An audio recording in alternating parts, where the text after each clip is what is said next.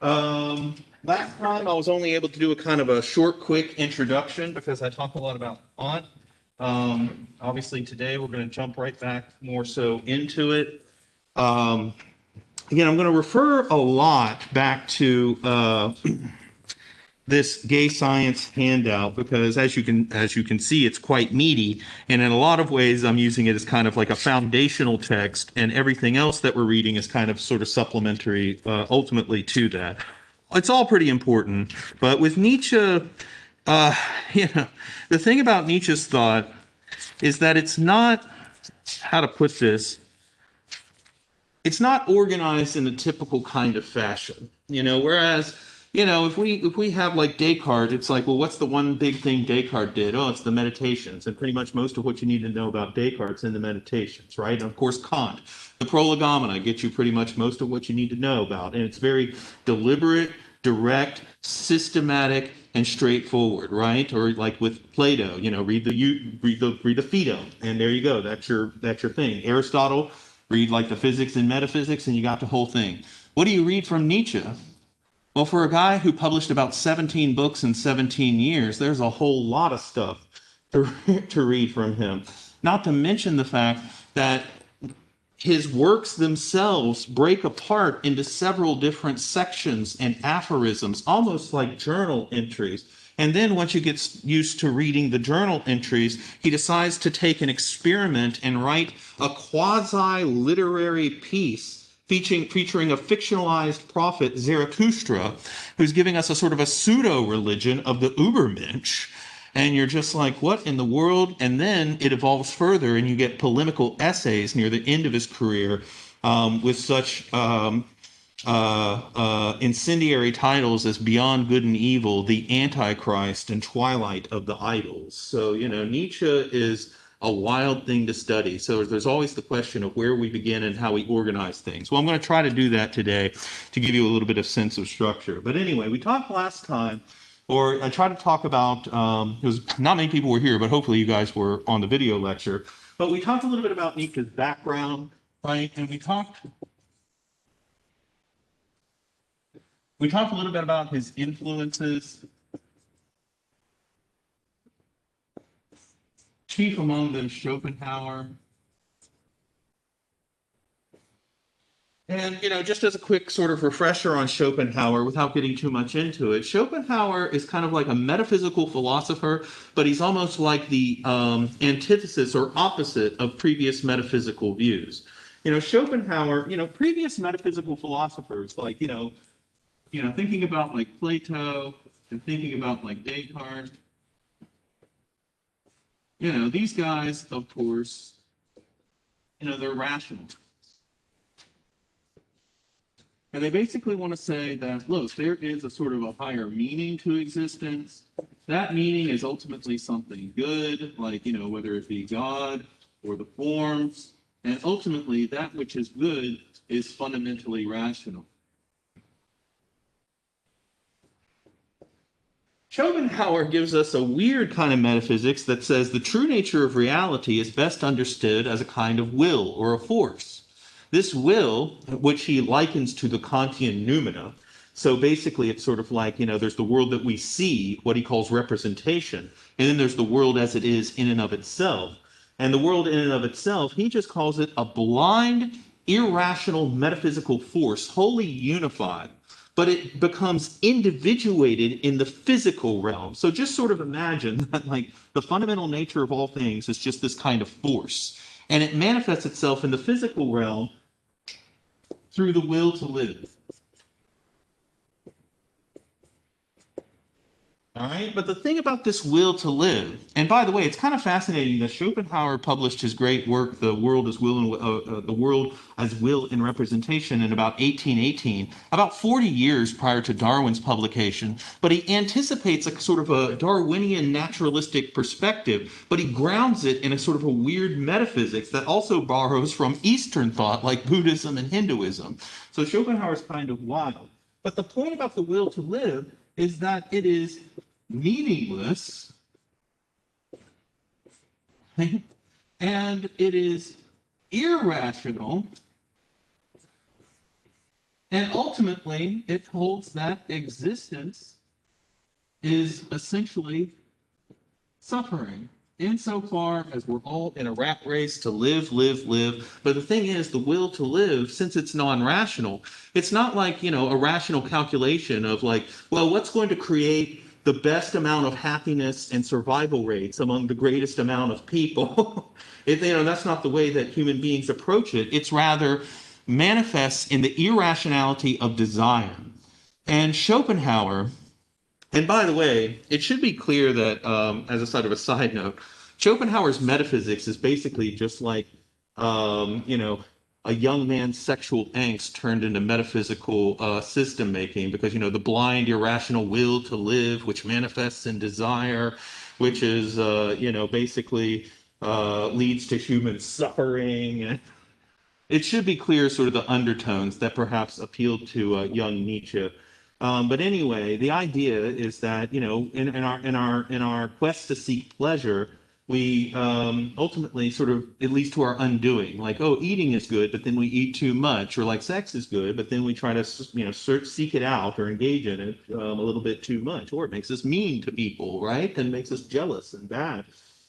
Power and things like that we seek ultimately just to establish our self-greatness and self-assurance for the purposes of getting more money or lovers or whatever, right? So all these motivations are basically just different manifestations of this will to live, but because of its irrationality, it ultimately makes existence a form of suffering.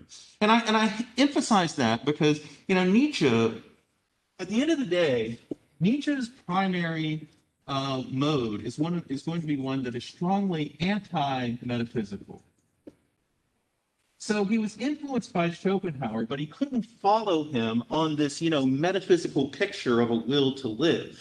But he thought that, Schopenhauer, the truths that Schopenhauer was touching upon were less a sort of a literal metaphysical analysis of existence, and more so, he says Schopenhauer is the first philosopher to raise the question about the value of existence.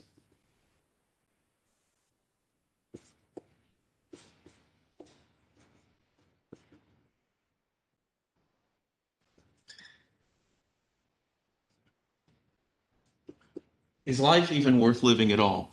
Because, of course, if you're Schopenhauer, if our existence is nothing more than just suffering, but for no higher purpose or meaning, his philosophy is one that is essentially a philosophy of pessimism. And his pessimism is motivated in large part due to a form of nihilism. Now, I'm attributing that term to Schopenhauer, even though he himself, I don't think, embraced that term. Of course, at the time Schopenhauer was writing, the term was very, very new, and it meant a variety of things. But the word itself comes from Latin nihilo, which means nothingness. But again, I sort of try to characterize Schopenhauer's view so that you can see he's kind of like the anti-rationalist, insofar as he embraces a kind of a metaphysical picture of reality, but that metaphysical picture of reality is basically undoing the project of most of the other metaphysicians. There is no higher meaning. There is a true nature to the reality, but that true nature is just a blind, irrational will to live. It is a value neutral will. It just seeks life. There's no moral order. The arc of the universe is not bending toward like progress or justice. It's just simply a rat race for survival. And so all these rationalist pictures about a highest good in and of itself, or some rationalist order or some rational order to the world, it's all just false. It's all just fictitious. And, Nietzsche's basically saying that, Schopenhauer's holding that fundamentally life or existence has no meaning. It has no kind of higher purpose or value, right?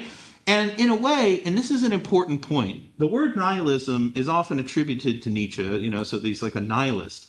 But the truth of the matter is it's much more of a complicated relationship than it first seems to be the case.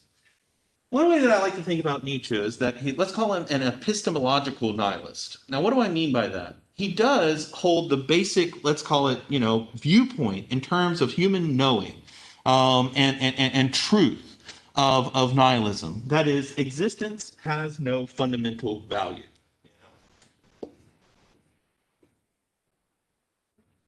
That, of course, is not the same that it is bad.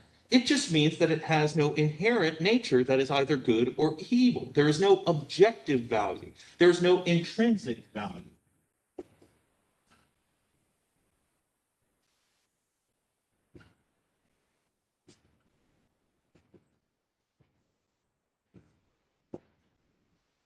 Nietzsche basically tries to take certain points of Schopenhauer, but just takes away the metaphysical guise. And he says that, look, following, Schopenhauer's pre-Darwinian analysis of the nature of things, and then, you take Darwin, which just turns Schopenhauer's metaphysics into a kind of a naturalistic interpretation of the nature of all things. Human beings are just out for survival.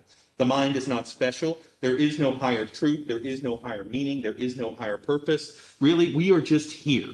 All value and, by extension, like higher orders of truth with a capital T, are constructions by human beings. There is no higher order, there is no higher purpose, there is no higher value. And Nietzsche sort of takes this for granted. This is just like his starting point. But what he thinks is bad about Schopenhauer, right, aside from the metaphysical stuff that he's going to be critical of, what he's troubled with Schopenhauer by is his pessimism. Life is meaningless, therefore life is bad, life is suffering, and we would all do well to probably just get out as quickly as we can. Nietzsche's troubled by the pessimism that's associated with the nihilism. So Nietzsche's analysis is one to try to ask the questions, A, what is the origin of nihilism? Why is it that, again, you look to the history of humanity, nihilism seems to be a fundamentally more modern phenomenon. The Greeks didn't seem to really question the meaning or value of existence. They, of course, engaged in philosophy and metaphysics in a way to try to discover that meaning, but they didn't seem to embrace a kind of resignation. So too the medievals never had to worry about it. So too the moderns, right? It's a particularly modern phenomenon, nihilism. What is nihilism? Nietzsche wants to answer that kind of question. And after we discover the nature and origin of nihilism, what it truly is and where it comes from, Nietzsche sees a project to overcome nihilism. So Nietzsche, even though he takes the epistemological aspects of nihilism, no higher truth, no meaning, no purpose, no intrinsic value to existence, he sees nihilism as something to be overcome because he thinks that it leads fundamentally to human pessimism. Okay, and that's an important point about Nietzsche. And we'll discuss that. But what I wanted to do today is look at a few key passages in a way to try to elaborate Nietzsche. So the first thing I want to look at comes from the very, very first aphorism from The Gay Science. It's part of this larger handout here, the first one that was assigned to you guys. And it is, if you flip a few pages into it, if you don't have it with you, it's fine, but you might want to take note of it. On page 73, section 1, it's called The Teachers of the Purpose of Existence. And this is the first aphorism after, well, a few little poems to get us started here, but it is the first aphorism proper of this book called The Gay Science. And I just want to make a quick comment on the title, Gay Science, before I go into this here. I discussed this in that reading guide, but just, to make it clear, The Gay Science sounds like an odd title, and it's an odd title because there's no way to really adequately render that phrase in English. In the German, it is Die Fröhliche Wissenschaft, okay? So, a couple of things. Number one, it is actually subtitled in Italian, La Gaia Scienza. So it's literally the gay science, okay? But what is that Latin phrase, Gaia Scienza, okay, an Italian phrase? Where does that come from? Well, it should, Scienza, of course, means knowing. Gaia means something like, gay in terms of happiness, okay, in terms of playfulness, but in a kind of a defiant way. And actually the phrase goes all the way back to the 12th century, the troubadours in southern France, Provençal, Guy Saber. What is that? It was their word for the art of poetry, because those troubadours, traveling minstrels, it was their singing and songs that they performed that modern European poetry actually has its origins. So Nietzsche's title is a direct allusion to the art of poetry, But and of course, as I said, his book opens up with a series of little poems by Nietzsche. So that's kind of level one on which you can think about it. Level two, think about the German phrase, Befreuliche Wissenschaft. Again, Freuliche means joyful or happy, right? But again, kind of like, frolic, right? Befreuliche, frolic, da da da da da. But, but more literally in a kind of a defiant way, which is partially why, the English word gay is adequate if you set aside the connotations with, homosexuality. But again, there's a reason that that word was sort of adopted by, the gay community, because again, it's happiness, but with a sense of like cheerful defiance, like, prankster kind of thing. You're having fun, but you're being a little bit naughty at the same time. Wissenschaft. Wissenschaft does mean science, but in a sort of a broader sense, in terms of a doctrine or body of knowledge. Okay, in German, any discipline is a Wissenschaft, like philosophy is a Wissenschaft. History is a Wissenschaft, right? But so too is natural science or biology. And actually, especially during the time of Kant and Hegel, these late 18th and early 19th century giant systematic philosophers, that's what they would call their philosophy, my Wissenschaft, my system of knowing. So Nietzsche is playfully alluding to that, but he's saying that my Wissenschaft is one that is playful, mocking, and defiant, and really is perhaps more likened to not so much a systematic science in the philosophical sense, but the science or techne, art of poetry.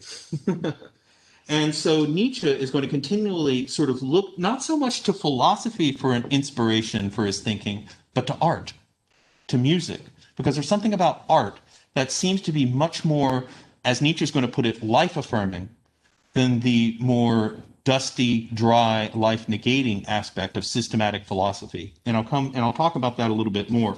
But let's look at this aphorism, the teachers of the purpose of existence. First question, who's that? Who are the teachers of the purpose of existence? Philosophers, moralists, priests. And again, it's kind of important for you guys to recognize, and I make a little triangle here, because for Nietzsche, part of his overarching criticism is not so much philosophy by itself, religion by itself, or morality by itself, but rather he treats all of these phenomena as one singular entity, and it's basically just like the foundations of Western culture more generally.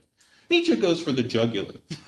He's not against one philosopher. He's not against one kind of, religion or morality. He's against the whole edifice of human thinking, right? So, take this to be the triad of Western culture. Now, again, of course, Nietzsche's thinking about, Europe and the West, because he's thinking specifically about, the places that he knows, right? And of course, the intellectual tradition of the West that goes all the way back to Plato, right? And, on the one hand, you have, philosophy. So as you put it, Jeremy, the philosophers would be one kind of teacher of the purpose of existence. But what is the heart of Western philosophy? If the history of philosophy is like a series of footnotes that goes all the way back to Plato, what is one of the most central aspects of Platonic thinking? If you recall, I called it the dual-world metaphysical view. There is the visible and there is the intelligible. There is the body and there is the soul. There is the, ignorance and opinion of the visible realm, and there is the truth and reason that occupies the intelligible realm. And as a matter of fact, of course, for Plato, what was the highest form? The form of the forms? The good. And the good is only that which is truly in the in the intelligible realm. All other things are but a kind of a copy or a dim light in relation to the highest levels of truth. Now, just to extend that a little bit more, think about it this way. Doesn't every philosopher have their version of that? Aristotle had matter and form. And it seems like Aristotle brings us down to this world a little bit more, but at the end of the day, what does he claim in the metaphysics? That this world is ultimately dependent upon a pure actuality or pure form, and this world seeks to emulate the perfection of that non-material form. It's God. that it depends upon. Flash forward into the modern period. You have Descartes. There is mind and there is body. And body, just like how for Plato, it was the prison for the soul, and it was impure and led us to ignorance and knowledge. So too, Descartes has to postulate that his true essence is not body, but only mind, distinct, a fundamentally distinct substance and essence from the icky body that is the source of all of our error and unreasoning. Hume may be our greatest exception to this story, so I'll kind of bracket him and put him aside for a moment. But even Kant, for all his strengths, I think I asked you to write about some of that, right? For him, his version of that was phenomena and noumena, right? And Nietzsche would say, like, wow, Kant made a lot of progress here insofar as he destroyed the metaphysical outlook. But then again, Kant comes right back and he says, oh, I had to deny knowledge in order to leave room for faith. That's right. So the noumena ended up being important because for Kant, it wasn't merely to kind of establish a negative, but rather to leave open the possibility of something beyond this world. So what's the key theme in the history of philosophy? Body, this world, everything physical, everything visible, everything sensible, no good. Mind, soul, other realm, form, intangibility, that is what is good. On the other hand, we have now, not everybody sits around reading philosophy, but you know what? It was pretty darn influential. And it was very influential too. It ends up becoming absorbed within Christianity, which Nietzsche, in one of his more funny moods, actually Nietzsche is very funny if you think about it, but I guess, I don't know, it depends on your type sense of humor. But he calls Christianity Platonism for the people. What does that mean? Platonism for the people? Well, not everybody's sitting around reading dry, dusty philosophy books, but they get a dose of what is the essence of Western philosophy every time they go to church or read the Bible. We just kind of need to transpose the form of the good and just turn it into God, right? And now we have our new dualism, earth versus heaven, right? And we've already said that, everything physical is impure and bad. But the thing that Plato lacked was the specifically Christian concept that makes it super bad by saying that this world is a world of sin and suffering. Now, you wrap that into an overarching moral worldview, which is kind of interesting because it involves both secular as well as religious dimensions. But a moral worldview ultimately is our capacity for value judgments of thinking of things in terms of good and bad. And it's basically established that, what is the origin of all of our bad and evil? Well, everything that has to do with the body in this world. So you can see the story that Nietzsche is ultimately trying to establish. Much of the teachers of the purpose of existence, in order to give a kind of a meaning to this existence, has had to create a separate and distinct existence in order to kind of justify this one. Well, we live in a world that seems irrational, bad, and it's got a lot of suffering, and I can't really make a lot of sense of it. We can think of the Platonic becoming, the flux, the unintelligibility, and the change in this world. So, hey, the being, the good, the rationality must come from a separate world. And it is the job of the philosopher ultimately to turn away from body, sensation, and everything physical only toward what is our true essence, and that is soul. There seems to be a theme in our justification of existence in order to give it a kind of value. This existence, body, life, everything physical and visible, has been rendered bad.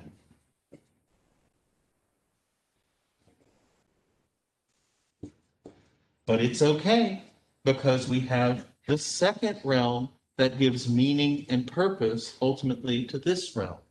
So, take that as kind of like the way that Nietzsche is sort of interpreting history as kind of an evolution of cultural, philosophical, moral, and religious perspectives that seems the common trend is a hostility toward this life in favor of a beyond. But Nietzsche is saying that here's the important thing. As human beings have developed over time, we began to move away from all of this metaphysical stuff, and that's the essence of modern science. The late fruit of our philosophy. A late fruit because it took a while for, the philosophers in their supposed quest for truth to start to really begin to, bite the hand that feeds them.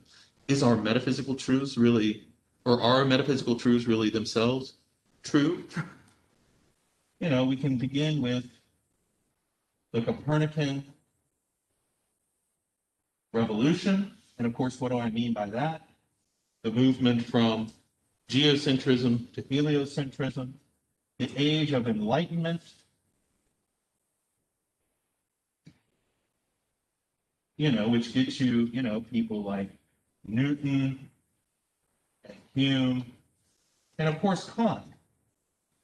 All of them, despite people like Kant, who is so like, I want to leave room for faith. What does God become for Kant? An intellectual postulate to guarantee the truth of morality. And there was much rejoicing. Kind of took the air out of it, didn't he, Kant? But none of that really mattered quite so much as evolution.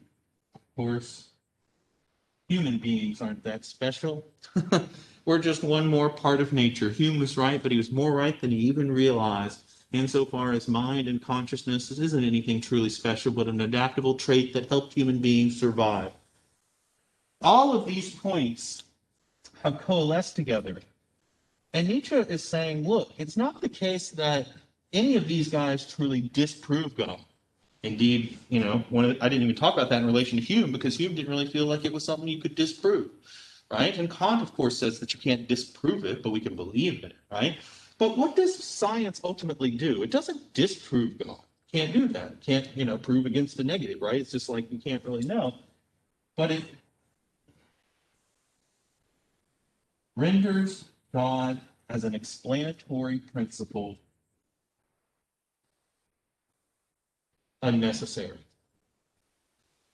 And this is what Nietzsche means when he talks about the death of God. God is dead. It is not merely a kind of, a rallying cry for atheism. And, it's not, or him thumbing his nose at believers and saying, poo, poo, poo, God is dead, and ha, ha, ha, and you're dumb because you believe in God. That's not anywhere does Nietzsche phrase it in those kind of terms. Nor, of course, is he talking about the literal death of God, because that's not really a thing. Seems like it's impossible, given that God's existence is his essence. So therefore, to talk about a dead God would be like a contradictory kind of thing, thanks to what Descartes told us about the nature of God. So what does it mean? It's a cultural diagnosis. The diagnosis is that the idea of God is no longer something as believable as it once was. It's lost its force, its gas, its air. Now, think about it. Nietzsche's basically saying, look at the long arc of human history. Does 21st century modernity believe in God in the same way that the 13th century medieval human being would believe in God? No, of course not. Again, it still occupies a part of our lives, of course. There are still churches and people still go to church, but in a very somber passage that's part of section 125, the madman, where he announces the death of God. And we might look at that specifically here in a moment. He calls the tombs and he calls the churches the tombs and sepulchers of God, and that they're almost like vestiges of an old way of thinking that is no longer relevant. Now, in many ways, again, you could look to Nietzsche and basically say, look, it seems like maybe he was off the mark here. Here we are 140 years later, and or a lot of people seem like they're still really into God. But Nietzsche was like, in what way? What is God to most people? It's just something that's more like, it's sort of abstract at a level of removal. It's not something that's influential to our lives. And at the end of the day, secularism has become much more dominant. And Nietzsche thinks it's kind of a one-way street. Human beings are never going to go back to the Middle Ages. We've learned too much, right? We're not, and Nietzsche says, look, it's a one-way street. Maybe it's not going to be 10 years or 100 years from now, but eventually it's just going to become a principle that ultimately is going to be like a vestige of an old way of life. Nietzsche likes to look at things in the long arc of history. But the diagnosis is important because think about it. Most of our culture is predicated upon the point that there is something beyond this world that gives it some kind of structure, meaning, and value. But what if it's the case that everything that gave this existence, which the common theme seems to be like, it's kind of sucky, but it's okay because there's something beyond this world. But what if what was beyond this world has died for us? Then what are we left with? Suckiness sans salvation. We're left with the suffering and meaninglessness, but with no higher meaning to ultimately justify it. Nietzsche says that is the essence of nihilism. That he is sort of diagnosing as the cultural, it is the essence of modernity or modern culture. We are on the precipice of nihilism. And again, but, he says that's not necessarily a good thing. Well, it's kind of a good and bad. Nietzsche's an optimist, so he likes to look at it in a good way. I know he doesn't sound like it, but he really is. Nietzsche's very, very optimistic. He says, now, for most people, they don't really even know this is happening yet. They haven't realized it. They're still pretty comfortable in their everyday beliefs and values. But what they don't see is, a future of humanity that basically has lost faith in itself, that no longer can aspire to any kind of greatness or higher purpose because all of their purposes have crumbled. And so you can kind of see how God here isn't literally merely the Christian God, although that would be involved in it, but it's like a kind of a metaphor for just like a higher meaning that transcends human meaning. But human beings over the course of 2,000 years have kind of become indoctrinated to believe that unless there is some kind of higher meaning, then life just ultimately isn't worth living. This is echoed in Dostoevsky's great novel, The Brothers Karamazov, where one of the characters basically says something along the lines of, if there were no God, then everything is permitted. The idea is that, well, the only reason to be moral anyway is because there's a higher moral order that we're ultimately striving toward. So therefore, if there's no higher or transcendent objective value, then why be moral anyway? Because, the only reason to be moral is because of some sort of extrinsic or external sort of force, right? So human beings have sort of become accustomed to the idea that unless that there is some sort of transcendent meaning, then, life's not worth living at all. But Nietzsche wants to say that is why we need not or ought not fall into nihilism, because nihilism for Nietzsche is a sort of a greater it's sort of a version of manifestation of what he calls life-negation. So nihilism is merely like a symptom of a deeper problem. And Nietzsche does call himself in some places a cultural physician, so that's why I'm following these sort of doctor metaphors. It is a symptom of the deeper problem of the fact that human beings have internalized the sense of life-negating value.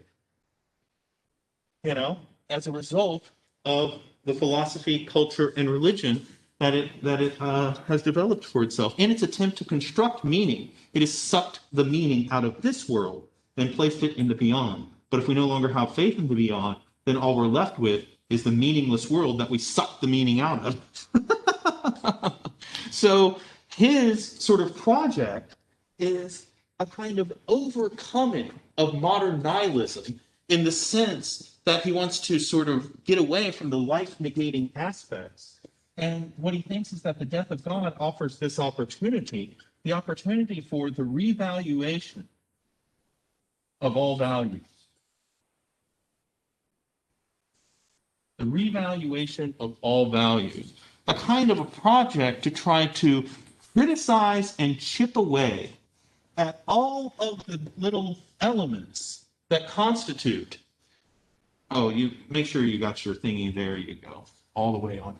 That constitute basically the foundations of Western culture more generally. So Nietzsche's project is to basically say, look, whether even if you believe or you don't believe in God or any of these kind of things, or you find yourself really persuaded by Western philosophy, you are the inheritors of 2,000 years of value, and you inhabit the culture in which you exist within. So Nietzsche goes all the way down to even language. The language that we speak is formed by the philosophy and the religion in which we inhabit. All of the truths that we hold, all of the values that we hold are all part of this greater structure. So that's why Nietzsche says part of the project of the revaluation of all values is the project of self-overcoming. And this is the sense in which Nietzsche is kind of very, let's call it existentialist, right? And existentialism is a 20th century philosophical movement that has its roots in people like Kierkegaard and Nietzsche. And existentialism is kind of hard to pin down any one kind of meaning. But Nietzsche's particular brand is, basically he's saying, look, is it possible to create meaning out of a meaningless existence? And what is the essence of human existence? And Nietzsche sort of aligns with many existentialists insofar as they view sort of human individuality as covered over through morality, values, traditions that sort of, basically made you like one of the sheep or the herd. That's why Nietzsche says in The Gay Science, morality is the herd instinct in the individual. But what is he advocating for? Overcoming or breaking free from the molds of society, religion, from all of the things that ultimately stifle human individuality and human creativity. But and that's a lot of things that existentialists say, but the thing that makes Nietzsche Nietzsche is that he says not only is it just bad to be a conformist, that makes him a little more interesting than a teenager, an angsty punk teenager. But the interesting thing about Nietzsche is that he says the values that we ultimately conform to have as a kind of a psychological basis a hostility to life itself. And he basically goes so far as to say that's why human beings are sort of like at odds with themselves. We're guilty. We feel guilty about things that we shouldn't feel guilty about. We feel senses of shame about things that we shouldn't be ashamed about. One of the more easy ways to think about, what Nietzsche might be talking about, it's just like human sexuality. Think about how, as a result of kind of like the moral structures of Victorian Europe and Protestantism and all that kind of stuff, you basically feel bad about things that constitute, as Nietzsche would put it, the very precondition of life itself is sexuality. And yet, due to Christian concepts of sin and what is good and what is evil, they've basically sort of made sinful the very precondition of all life itself. And, I won't go into too much more detail, but, today with questions about like sexual identity, who's able to get married and all those kind of things, we're still struggling about, how we ought to even view sexuality, something that is literally one of the most natural aspects of humanity, but it's something that we're really judgy about because we don't want to view ourselves as fundamentally sexual beings because we are reason, we are mind, we are something more than our body. But Nietzsche says, why do we have to think that? What's so wrong with the body? What's so wrong with being an embodied sexual and emotional individual? And these are the kind of things that Nietzsche is sort of asking us to revalue. But anyway, I kind of made a detour. I wanted to look closely at this passage, but I hope that with this background discussion, this is going to be all the more intelligible to you. So the teachers of a purpose of existence, all of these people. And I'm going to just kind of skip around in this, but it's a very, very important passage. He says, whether I contemplate men with benevolence or with an evil eye, I always find them concerned with a single task, all of them and every one of them in particular, to do what is good for the preservation of the human race. Not from any feeling of love for the race, but merely because nothing in them is older, stronger, more inexorable, and unconquerable than this instinct, because this instinct constitutes the essence of our species, our herd. It's easy enough to divide our neighbors quickly with the usual myopia from a mere 5 paces away into useful and harmful, good and evil men. But in any large-scale accounting, when we reflect on the whole a little longer, we become suspicious of this niche division and finally abandon it. Okay, it's always important to read a section, particularly a longer one that Nietzsche is writing, all the way to the end. In the beginning, we wonder, what is it that Nietzsche is getting at? Well, he's talking about how, look, it seems like if we really think about human motivation, but we have our, science hat on, or, in a kind of a, you can see, metaphysical hat in the sense of Schopenhauer, that all human motivation at bottom seems to be a motivation only to survival. Because if it's true that human beings are just sort of clever animals and human beings are dominated mostly by instinct, and the most foundational instinct that we have is the instinct to live or to survive, then therefore wouldn't it stand to reason that most of our motivations would just be simple instinctual survival motivations? Sure, they manifest in various ways because of the weird psychological warping of society, right? But at the end of the day, it's all just versions of a notion that Nietzsche helped to develop that became influential to Freud later on, sublimation. Sublimation is a notion of how we have let's call it visceral drives, right? Like, a power drive or a sexual drive or, things like that. But these drives just become redirected into various other forms, right? Like somebody who maybe, I don't know, in antiquity would be like a gladiator and kill other people in combat or something like that. Well, they just go into football. Because they sublimate their death drive into, just knocking people, on the football stadium, right? Or somebody who has like a powerful sexual drive would just redirect that energy into becoming a musician, And it's so they just redirect. So, Nietzsche's basically saying it's sort of like at bottom, we're all just little creatures trying to survive. But, all of our motivations, therefore, must be mere motivations for survival. But he says, but if that's true, we normally divide human beings into, moral categories of good and evil. But in fact, if it's true that all human motivation is fundamentally only survival, then when we categorize human beings into good and evil, we're doing it from a sort of a myopic or nearsighted stance. Like, well, maybe stuff that's evil in some way preserves the overarching economy of the species. Like, who knows, right? So, we kind of only, judge them on the superficiality of our values, but all values are, at bottom, just values for survival, or manifestation, sublimated drives for survival. So, of course, if that's true, then good and evil themselves are nothing more than human fictions, and a way to categorize things in a way that makes sense for us, despite the fact that they may not be based in actual truth or falsity. Of course, if that's true, as he puts it on the bottom of page 73, pursue your best or your worst desires, and above all, just perish. In both cases, you're probably still in some way a promoter and benefactor of humanity, and therefore entitled to your eulogists, but also to your detractors. No matter what you do, whether you be good or evil, you're just promoting the overarching benefit of the species. In a way, Nietzsche likens this to a kind of a comedy. Let's call it the comedy of existence. Top of page 74. To laugh at oneself as one would have to laugh in order to laugh out the whole truth. To do that, even the best so far lacked sufficient sense for the truth, and the most gifted had too little genius for that. Even laughter may yet have a future. When the proposition the species is everything, one is always none, has become part of humanity, and this ultimate liberation and irresponsibility has become accessible to all and all times. Perhaps laughter will then have formed an alliance with wisdom. Perhaps only gay science will be left. So what does he mean by this whole, comedy of existence? Well, if human beings are just in a simple rat race for survival, but we think all of our moral categories and valuations are so very important, when in truth, they're not that important. We think that everything we do matters so very much, but we're basically little ants on an anthill trying to survive in a rock hurtling through an infinite void, but we think we matter the most. Nietzsche says that's kind of funny. It's almost like anticipating a future existentialist category. Life is kind of absurd. Doesn't make much sense. Everything we do matters so much. No, don't. You'll be dead. Earth's going to go into the sun in a couple of billion years, and, nobody was going to remember anything. Doesn't really matter. Ha, kind of funny, because you think everything matters, right? Well, Nietzsche says, but this is only one dimension of our existence. The other side, he says, for the present, things are different. We haven't recognized the comedy or absurdity of existence. For the present, the comedy of existence has not yet become conscious of itself. For the present, we still live in the age of tragedy. Ah, comedy versus tragedy. And what's the age of tragedy? The age of morality and religions.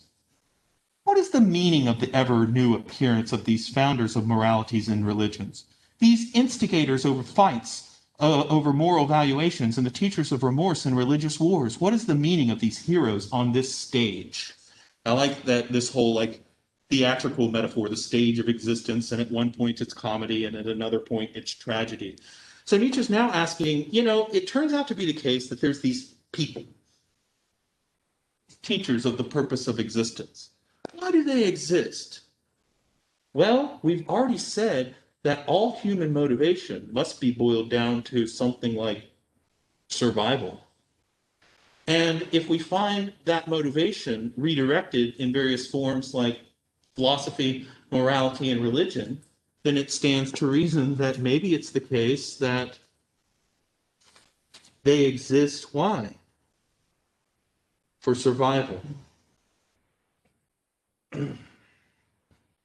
He says at the bottom of page 74, from time to time, this instinct, the one for survival, which is at work equally in the highest and basest of men, the instinct for the preservation of the species, erupts as reason and passion of the spirit.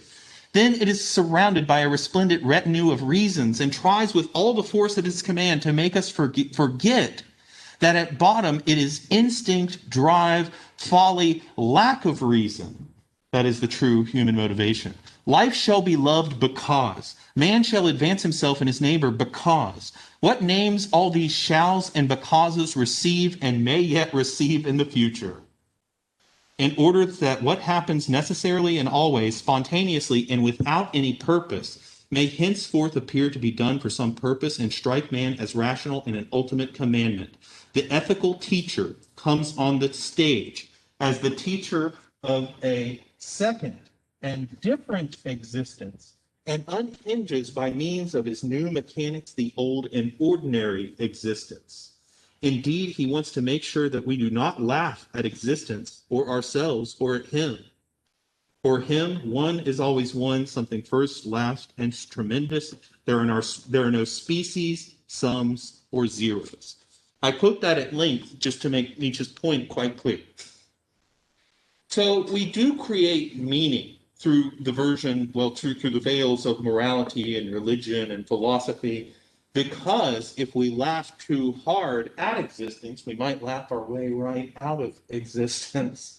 So human beings are the curious kind of creature that needs one more condition in order to survive, to believe that we live for some kind of meaning, some kind of purpose. And to that end, a second existence is invented in order to give us that kind of meaning and purpose. But what is Nietzsche's kind of greater point, especially as I've elaborated it? This has always happened unconsciously. Like, when religion is invented, and notice how it's quite clear that for Nietzsche, it's all a humankind construction, of course, inhabiting his mind for a moment. It's not like people are like, oh yeah, God's not really real, but we just believe in it because everybody believes in it, right? But in the wake of the death of God, we've now realized that all the meanings that we've constructed are nothing more than human meanings. The comedy side has erupted, but it may not be able to be overcome this time, because now we realize at bottom it is absurd. But can human beings create a meaning that they themselves realize is human created, and at the same time believe in that meaning in the same force and vivacity as as we once did in an objective or higher meaning? Can human beings create a meaning for ourselves and believe in it in the same way that we used to believe in things like God, immortality, forms, and the beyond? Nietzsche thinks that's like the modern condition right there. As he puts it, gradually man has become a fantastic animal that has to fulfill one more condition of existence than any other animal. Man has to believe, to know from time to time why he exists. His race cannot flourish without a periodic trust in life, without faith and reason in life. And again, the human race will decree from time to time there's something at which it is absolutely forbidden henceforth to laugh. The most cautious friend of man will add, not only laughter and gay wisdom, but the tragic too, with all its sublime unreason, belongs among the means and the necessity of the preservation of the species. Do you understand me, my brothers? Do you understand this new law of ebb and flood? There is a time for us too. Love reading Nietzsche, man, because he makes it seem like, oh, that guy could write. That guy could write. What's the point? What is needed is a time for comedy and tragedy to align, for us to realize that in truth, all human meaning is a human constructed meaning. But at the same time, we have to realize that existence is still something worthwhile and not merely absurd. What we need is something like a gay science, comedy and tragedy. So once again, the title comes back to the fore. So again, for Nietzsche, a lot of his project just ends up being a lot of analysis of previous philosophy to establish this point that at its bottom is a form of life hostility and life negation. I'm going all the way to near the end of our handout now.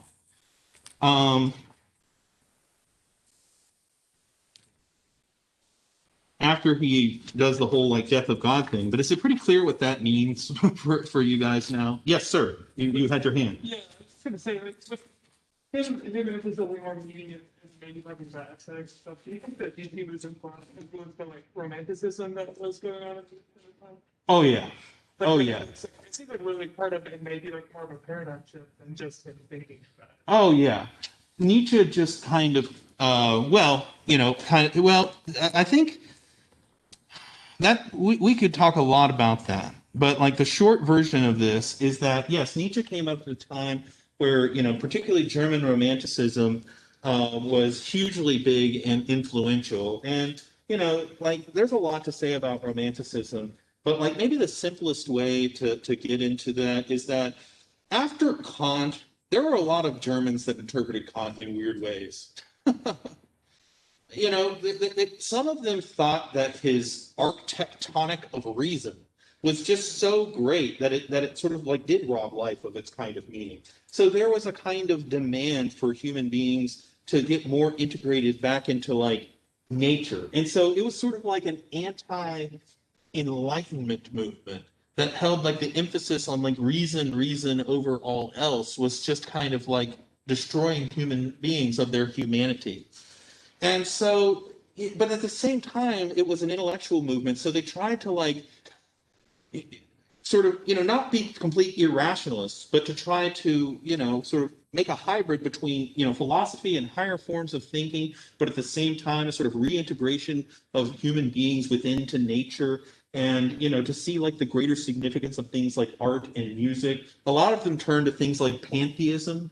And they held God and nature to be one and the same thing, and that reason can never tell us the true essence of things, but it relied on a kind of an intuition and a kind of a unity within nature.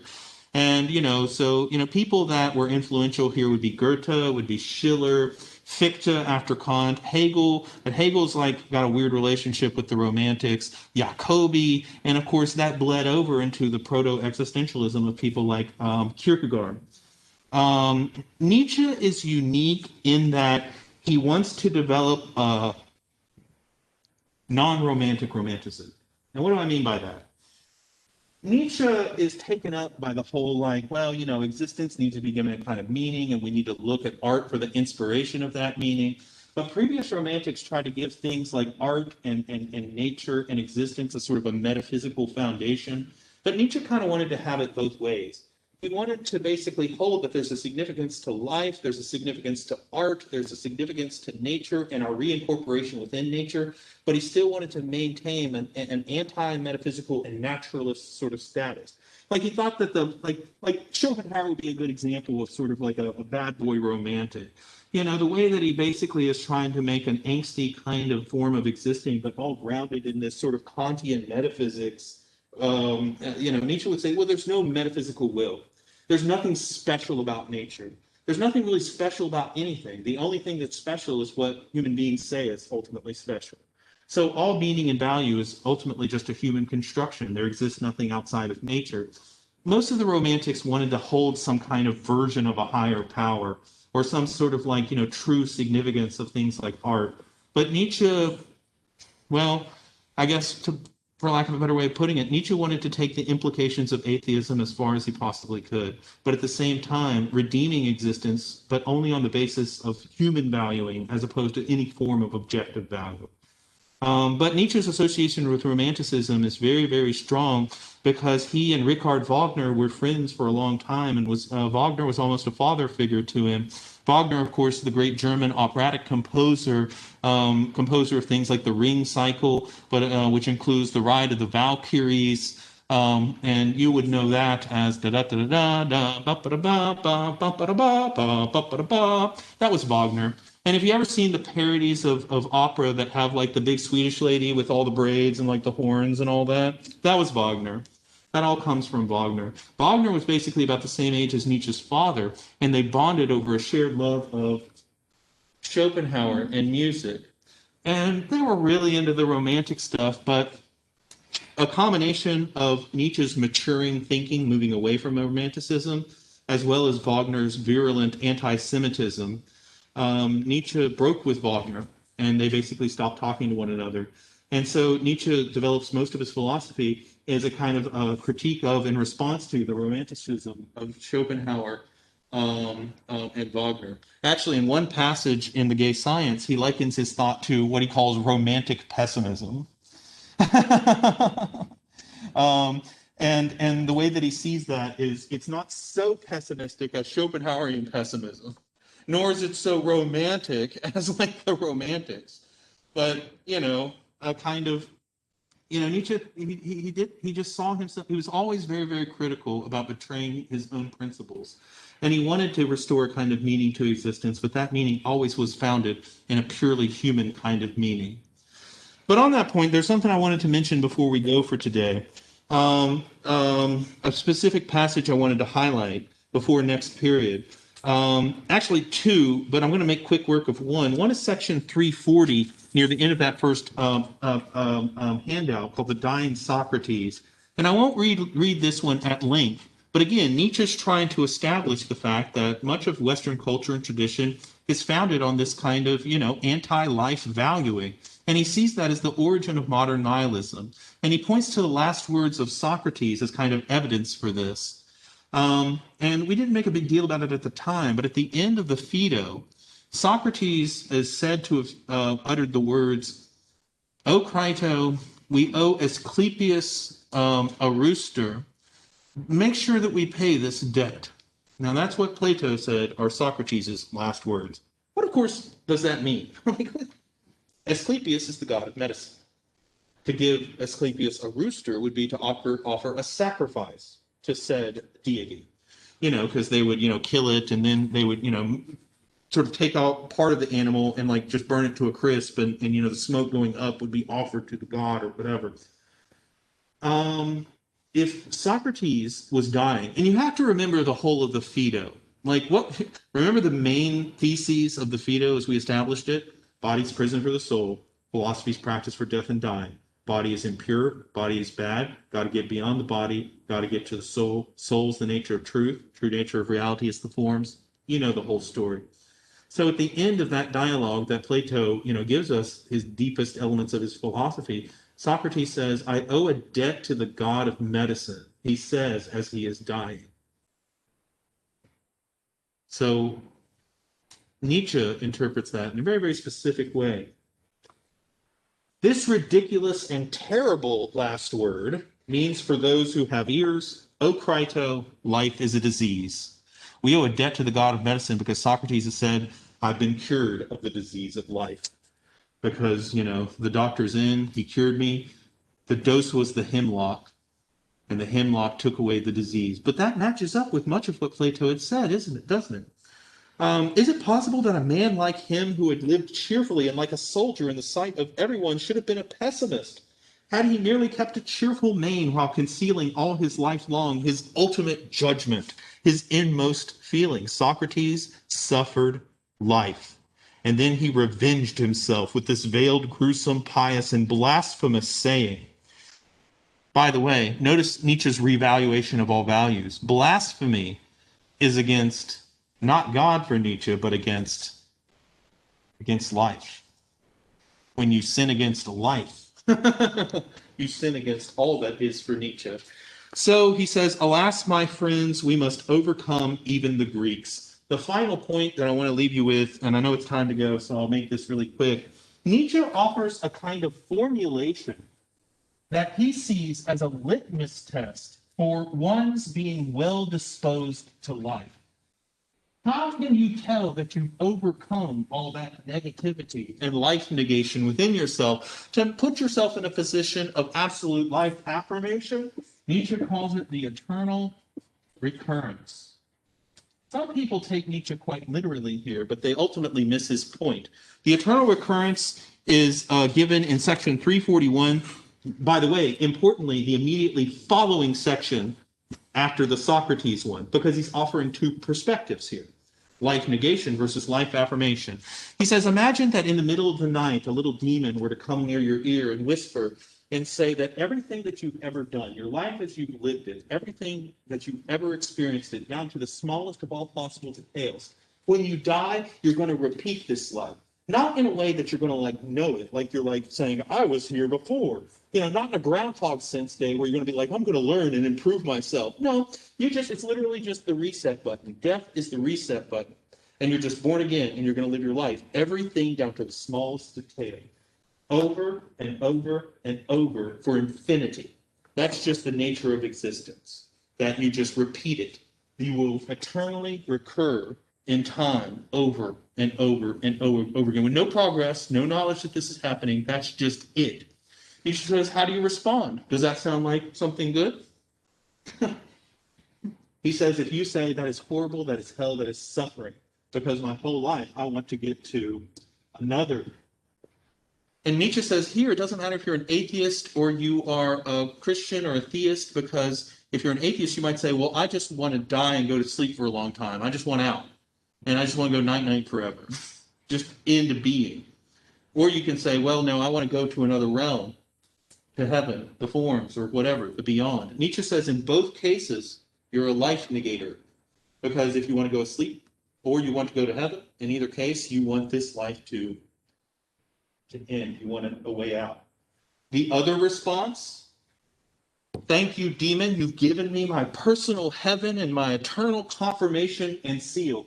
Once more and innumerable times more to embrace the eternal return, to say that this is it, and de capo, once more, let's do it again, over and over and over again, makes one eternally one who is life-affirming. And only then can they approach something like what I'm going to talk about next time, the Übermensch, the overman, the higher type of humanity that is going to come about in the wake of the death of God, that embraces the eternal recurrence and life affirmation, as opposed to the life negation of the dual-world metaphysical view, and by extension, most of Western religion and culture. There you go. I'll see you guys next time.